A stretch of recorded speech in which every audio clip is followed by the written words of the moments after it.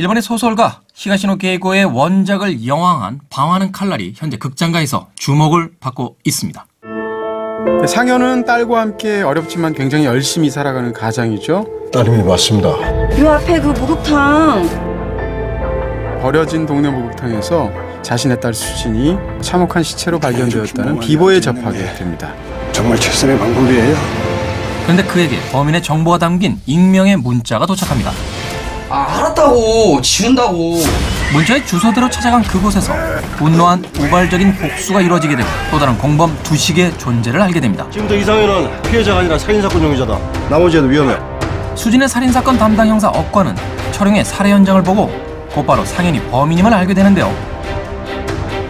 이미 칼날이 되어버린 상현을 막기 위한 억관의 추격, 그리고 딸의 복수를 위해서 폭주하는 상현. 총기를 휴대한 채 과연 두 사람의 운명은 어떻게 될까요? 방황하는 칼날입니다.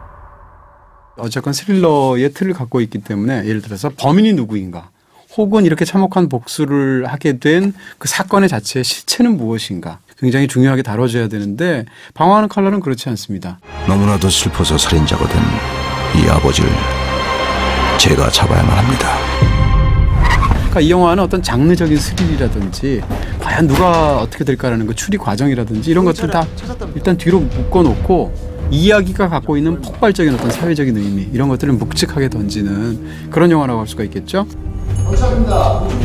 신고 받고 왔어요. 피해자가 가해자가 될 수도 있고 또 가해자가 피해자가 되는 이 모순 속에서의 어떤 법체제 또는 우리 사회에 대해서 어떻게 바라볼 것인가 이것이 아마 이 영화가 가진 주제가 아닌가 하는 생각이 드는데요. 두 배우가 워낙 연기 잘하시는 배우들이잖아요. 연기를 꼭 거론할 필요가 없는 연기죠. 그렇죠. 그냥 이렇게 멍하니 앉아있는 게 정말 최선의 방법이에요.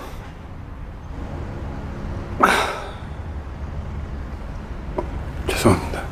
초반에 우발적으로 어떤 이 아버지가 사실은 그런 의도가 없었음에도 불구하고 범인을 공격하게 되죠. 그 사건의 충격으로 왼손이 벌벌 떨고 있습니다. 그런 것을 오른손으로 딱 잡아서 진정시켜주는 장면이 있어요. 자기의 왼손을 자기의 오른손이. 그러니까 이 사람의 이성이 이 사람의 감정을 감싸는 건데 그런 연기 같은 것은 물론 이제 인서트 컷으로 굉장히 강조가 되어 있기도 하지만 무척이나 인상적인 부분이었죠. 헐벗은 겨울산의 눈 덮인 풍경 속에서 굉장히 얼굴이 이렇게 뭐라 그럴까요? 이렇게 넋이 빠진 것 같은 얼굴로 묘한 표정을 짓고 있는 것을 보여주면서 영화가 그냥 시작합니다. 뚝 시작하죠. 이 문제에 대한 어른들, 기성세대들이 느끼는 총체적인 당혹감 혹은 낭패감 이런 게 있거든요. 근데 그게 바로 첫 장면에 그 표정 속에 담겨 있다라는 면에서 굉장히 이제 인상적인 연기라고 할 수 있고요.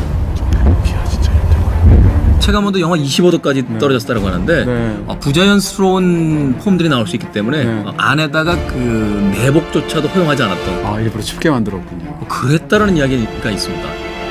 가장 힘들었던 게 손이 시려운 거예요. 손이 잘린다는 표현이 맞는 겁니다.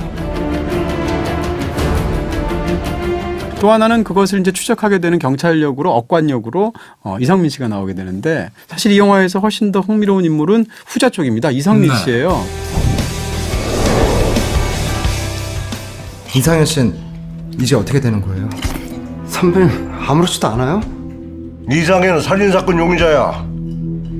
동기도 있고 증거도 있어. 거기다 또 한 사람을 죽이려고 해. 그럼 경찰이 할 일이 뭐야 인마? 뭐라고 그럴까요? 이렇게 프로페셔널들은 어떤 직업을 굉장히 오래 한 사람이면 그 사람이 교사든 경찰이든 누구든 간에 그 직업 특유의 무심함이 있어요. 추운데 들어가세요. 금방 잡힐 겁니다. 안 돼요! 근데 이 영화 속에서 사실 이성민 씨는 마음이 굉장히 따뜻한 사람이죠. 굉장히 냉정하고 차갑게 보일 수 있는 어떻게 보면 굉장히 사무적인 그런 식의 어떤 디테일들을 영화 속에서 잘 보여주기 때문에 정말 경찰처럼 보이죠.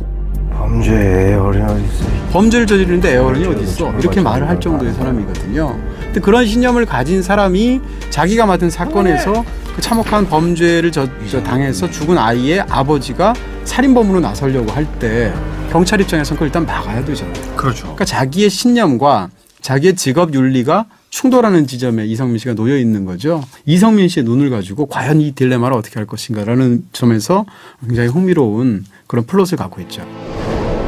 백야행도 그랬었고 용의자 X의 헌신도 그랬었고 그렇습니다. 최근까지 시가시노 게이고의 원작 소설이 벌써 3번째 한국에서 네네. 영화가 되고 있습니다.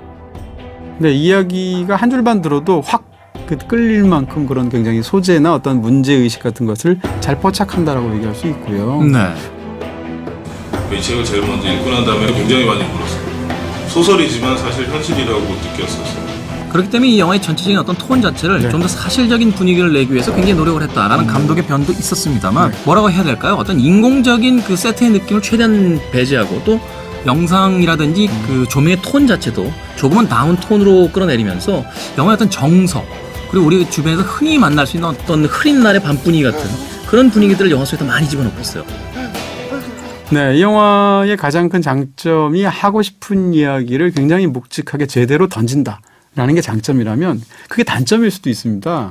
후반부쯤 되면 사실 이런 영화는 굉장한 클라이맥스가 있어야 되잖아요. 네. 근데 클라이맥스에 갈수록 시간을 좀 질질 끈다는 느낌이 있고 그것 자체가 굉장히 긴장을 떨어뜨리거든요. 조두식이 어디 있어? 어디 있는지는 몰라요. 그냥 저번에 받아보고 왔다 했어요. 초반부터 수사극의 어떤 그런 미스터리 같은 거, 서스펜스 같은 거 상당히 포기한 내용이거든요. 네. 그랬다면 사실은 거기서 끝까지 승부를 해야 된다고 보는데 후반부로 갈수록 굉장히 장르적인 서스펜스. 막 범인이 잡힐 것인가 말 것인가 막 도주하고 이렇게 되는 동선을 복잡하게 짜고 이런 부분들에 있어서 사실은 이 영화가 지향하는 부분들하고 좀 충돌하는 면도 있다는 거죠. 결정적으로 그렇게 서스펜스를 만드는 것이 영화 속에서 제대로 통하지 않고 있어요. 그런 면에서 후반부에 가면 관객 입장에서는 오히려 좀 심드렁해지는 그런 부분들이 없지 않다. 여기 있는 거 알고 있습니다. 조두식이도 지금쯤 잡혔을 겁니다.